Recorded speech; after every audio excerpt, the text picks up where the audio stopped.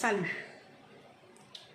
Il y a 4 erreurs fondamentales que nous faisons qui nous détruisent à petit feu. Alors, dans cette vidéo, je vais vous donner les 4 choses à ne jamais sacrifier pour plaire à qui que ce soit. 4 choses que généralement nous sacrifions au risque de nous perdre, au risque de nous rendre malades, au risque de nous rendre malheureux et malheureuses. 4 choses. Regardez, j'ai écrit. J'ai écrit. Je vais lire. Moi, j'aime beaucoup écrire. Moi-même, là, j'ai commencé à écrire un livre. Vous allez entendre le son bientôt. J'aime écrire. J'ai fait mes recherches. J'ai trouvé. Je vais lire. Première chose. Chose numéro 1. C'est-à-dire, il y a 4 choses que tu ne dois jamais sacrifier. Même pour ton mari. Même pour ta mère. 4. C'est ça, il y a cité là. Chose numéro 1. Ta dignité. Ta dignité. Ta dignité est ton bien le plus précieux à ne jamais sacrifier pour qui que ce soit. Ta dignité.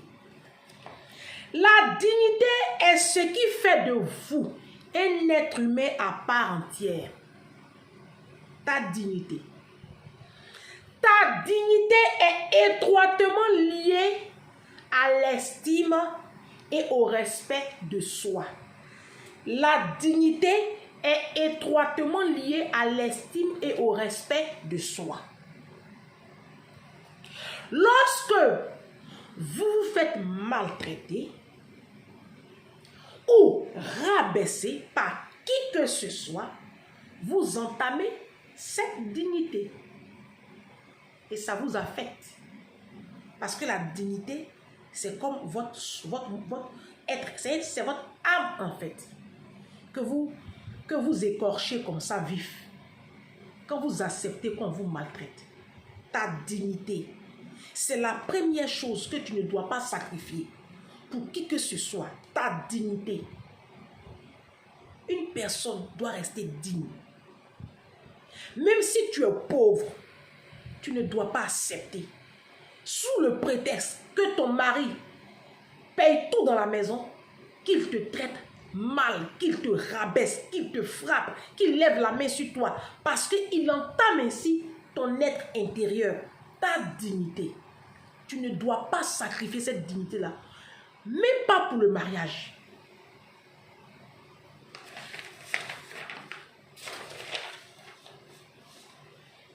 Personne n'a le droit de te rabaisser. Personne. Si quelqu'un se montre irrespectueux à ton égard, tu ne l'acceptes pas. Tu le lui dis que ce que tu viens de faire là, je ne l'accepte pas, il ne faut plus recommencer. Je vous explique une anecdote vite fait. Quand j'étais à Poissy, mes patrons de Poissy que vous voyez là, ce sont mes amis. Hein? Ce sont mes amis, il n'y a pas de problème. J'en parle pratiquement dans mes vidéos. Hein? Quand je travaillais encore chez eux, la petite avait, je crois, 4 ans ou 5 ans. Et c'était un mercredi, je l'ai donné à manger. Ce jour-là, sa maman n'a pas travaillé, elle est restée à la maison. Et on mangeait à table ensemble. Et la petite, je ne sais pas ce qui s'est passé, ou j'ai dit quelque chose, elle ne voulait pas manger les légumes. Voilà. J'ai fait les haricots verts, elle ne veut pas manger les légumes. Et j'ai insisté. Elle a pris l'assiette, elle a fait ça sur moi comme ça. Parce qu'elle est fâchée. Sa maman était là. J'ai attrapé sa petite main là. Parce que ma dignité a été écorchée. J'ai attrapé sa petite main, puis je te l'ai secouée d'une manière là, à l'africaine. Si, non. Sa maman n'a pas supporté. Au lieu de réprimer sa fille de 5 ans qui vient de faire une gaffe, c'est sur moi, elle s'est mise. Je te l'ai déposée dans la paix du Seigneur. Je lui ai dit 2 mots de la même famille. Ma patronne. Ah si. Et j'étais en garde partagée. Quand j'ai levé le ton, j'ai dit, vous ne me parlez pas sur ce ton-là. Votre petite fille de 5 ans vient de me manquer de respect. Qu'est-ce que vous avez à dire?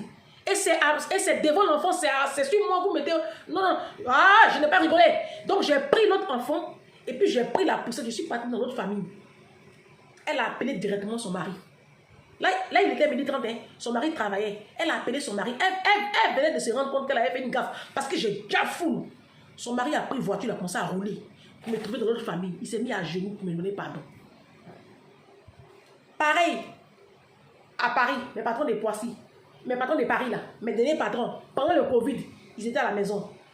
Le mari, la femme était au travail. J'ai réveillé l'enfant pour aller au parc. Il s'est fâché pourquoi j'ai réveillé son enfant. Il a commencé à me parler d'une manière là. J'ai dit, toi, tu ne me parles plus comme ça. Déjà, je suis plus âgé que toi. Et je m'en fous de ton titre d'ingénieur. Ce jour-là, je te l'ai déposé d'une manière. Et puis, j'ai pris l'autre petite fille là, de la gare partagée. Je suis descendu. Je lui ai laissé son fils. Comme il veut regarder son fils là, j'ai laissé son fils. J'ai appelé sa femme. Elle est de croix jamais quand tu l'appelles. C'est madame qui est toujours occupée. Le message, le vocal, j'ai laissé là. Oh, 2 secondes, elle m'a rappelé. Elle a couru, elle est venue me dire pardon. Ma dignité, je ne rigole pas avec ça. Moi, j'ai toujours respecté mes patrons. Ceux qui me connaissent savent, j'ai toujours respecté mes patrons. Les blancs là, il n'y a pas de problème. Mais si tu t'es amusé, genre, comme je suis noir, tu vas t'octroyer le luxe de me parler comment. Tu vas apprécier. Mon patron du 10e là, quand il a parlé comme ça, là, quand sa femme est venue là, il dit licenciez-moi. Il dit licenciez-moi. Elle tremblait comme ça. Elle dit, mais non, il licenciez-moi. Son mari est sorti, il s'est excusé. Ils m'ont fait un gros cadeau après. Dignité, je ne rigole pas avec ça. Deuxième chose, à ne jamais sacrifier, quelle que soit ta situation, la couleur de ta peau, ta misère, la pauvreté de tes parents, je ne sais pas, qu'est-ce que tu veux, faut dire. Même si tu n'as pas bac, même si tu as niveau CM2, même si tu ne sais pas écrire ton prénom. Deuxième chose, à ne jamais sacrifier pour qui que ce soit, encore moins pour un homme. Tes valeurs et tes principes de vie. Tes valeurs et tes principes de vie. Alors, vos valeurs et vos principes fondamentaux définissent qui vous êtes réellement. Ne les sacrifiez jamais pour qui que ce soit. Vos valeurs, écoutez, vos valeurs sont votre boussole morale. Elles déterminent ce qui est juste ou injuste à vos yeux, tandis que vos principes sont vos lignes directives. Ce en quoi vous croyez profondément, vos principes. Si par exemple, moi je suis musulmane, si je vais épouser par exemple un chrétien, soit tu m'acceptes ou tu ne m'acceptes pas, mais tu ne me demandes pas de me convertir au christianisme. Vice versa. Vice versa. Tu es musulman, je respecte ta religion. Si j'ai vu dans la Bible que normalement, en tant que chrétienne, je ne dois pas t'épouser. J'ai vu le verset là. Si je m'entête que je vais vers toi, tu ne m'imposes pas ta religion musulmane. Ah non. C'est pour cela que vous voyez les juifs. Les juifs, c'est eux qui se respectent. Juifs, ils se marient entre eux. Les vrais musulmans même se marient entre eux. Les vrais musulmans. Parce que les musulmans d'aujourd'hui, ils boivent l'alcool. Ils sont en fornication. Pourtant, dans l'islam, là, on dit on ne boit pas l'alcool. On ne fornique pas. J'ai lu le verset là, on m'a montré, j'ai lu. Bon, donc je disais que c'est ça. C'est ça en fait vos principes et vos valeurs. Les deux définissent votre caractère, votre identité personnelle. Vous êtes une personne unique. Oui, nous sommes 8 milliards de personnes sur la Terre. Et chaque individu sur la Terre a une identité personnelle. Tu es une perle. Tu es unique aux yeux de Dieu. Tu es unique. Il ne faut pas brader tes valeurs. Je vois des gens qui se convertissent à l'islam rien que pour le mariage. Rien que parce qu'elles veulent se marier. Je vois des gens qui se convertissent au christianisme. Rien que parce que... Je ne sais pas pourquoi. Pourquoi? Quelque chose en quoi tu ne crois pas, tu ne crois pas. Qui va t'obliger à faire quoi? C'est pas... Ça dit que en fait, tu réunis tes valeurs, tu réunis tes principes. Moi, quand je rencontrais le père de ma fille, je lui ai dit ce en quoi je croyais et ce en quoi je ne croyais pas. Ce que je peux accepter et ce que je ne peux pas accepter. Vous comprenez? C'est ça le caractère d'une personne. Et quand toi-même, tu te réunis comme ça, tu réunis tes valeurs pour plaire à qui? À un homme, à tes parents, à tes beaux-parents. Tu vois des femmes, parce qu'elles veulent plaire à la belle-mère. Mais laisse tomber. Cultivez votre caractère. C'est ça, en fait, c'est ça. Tes valeurs et tes principes, c'est ce qui constitue ton trait de caractère. Tu comprends? Voilà. On continue. Méfiez-vous des mauvaises influences, des influences toxiques, les gens qui ne savent pas considérer vos valeurs, vos principes de vie.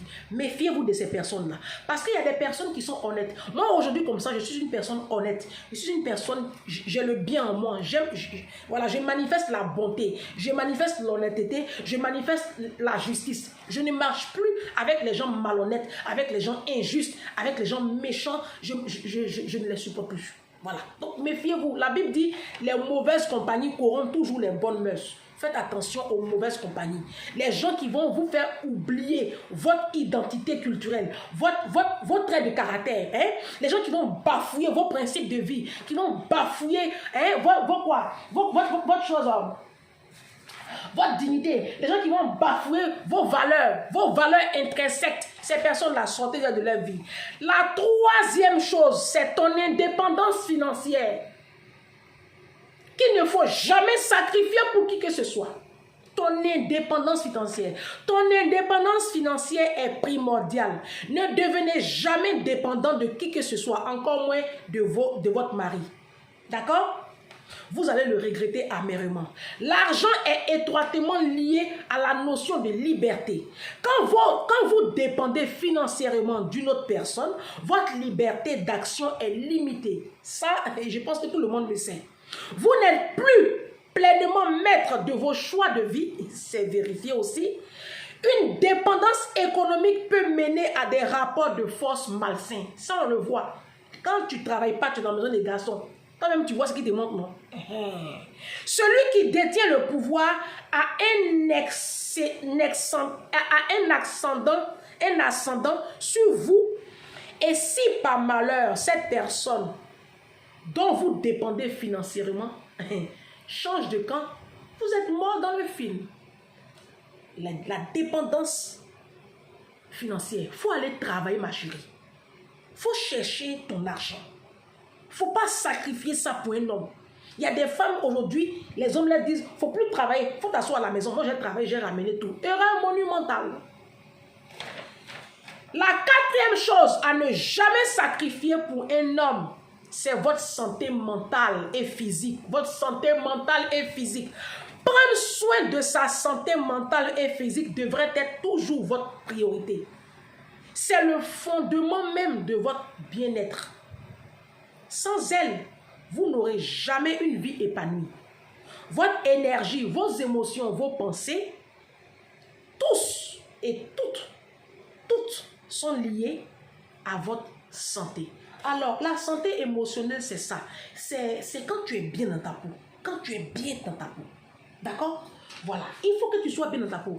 Évitez les mariages toxiques. Évitez les amitiés toxiques. Les amitiés qui ne te rapportent absolument rien. Les amitiés qui te fatiguent. Il y a des foyers qui vous fatiguent, qui vous épuisent financièrement, qui vous épuisent émotionnellement. Il y a des foyers qui vous font perdre de l'énergie. Vous êtes là, vous parlez, tu parles, tu as AVC. Il y a un foyer, tu fais, et puis il y a AVC qui sont dedans. Parce que monsieur, il découche, il te parle mal, il te frappe. Tout ça, c'est quelque chose que tu ne dois pas sacrifier. Ta santé mentale, tu dois être en bonne santé mentale pour tes enfants qui sont déjà venus au monde. Et puis pour toi-même, pour ton plein potentiel, pour ton plein épanouissement, tu dois être pleinement heureuse. Il y a des femmes qui sont toujours de mauvaise humeur. Toujours elles sont malheureuses parce qu'elles vivent dans des foyers toxiques, des foyers qui ne leur apportent absolument rien. Qu'est-ce qui t'empêche de demander le divorce? Qui t'empêche de partir, ma chérie? Vous voyez? Donc voici les 4 choses à ne jamais sacrifier. Première chose, il y a ta dignité. Deuxième chose, il y a tes valeurs et tes principes. Troisième chose, il y a ton indépendance financière. Et puis la 4e chose, il y a ta santé mentale et physique. Voici les 4 choses que nous, les femmes africaines, nous sacrifions généralement, souvent pour plaire à nos conjoints, ou même pour plaire à nos amis, ou à nos familles. Si, c'est ça, c'est souvent ça. Conjoint, amis, famille. Et puis après, on est malheureux. Nous ne sommes que l'ombre de nous-mêmes. Et puis on vit stressé et on se déchaîne sur les autres. C'est ça que tu vas voir les sages-femmes à l'hôpital. Elles sont très sauvages. On est dans l'administration, on parle mal aux gens. On n'est pas bien parce qu'on n'est pas... On a tout bradé. On a tout bradé. Rien que pour avoir un morceau de fer au doigt, pour avoir un titre dans la société. Je sais pas. Donc voici ça. Qu'est-ce que vous en pensez de ce contenu? Je vous attends dans les commentaires. Hein? Ou bien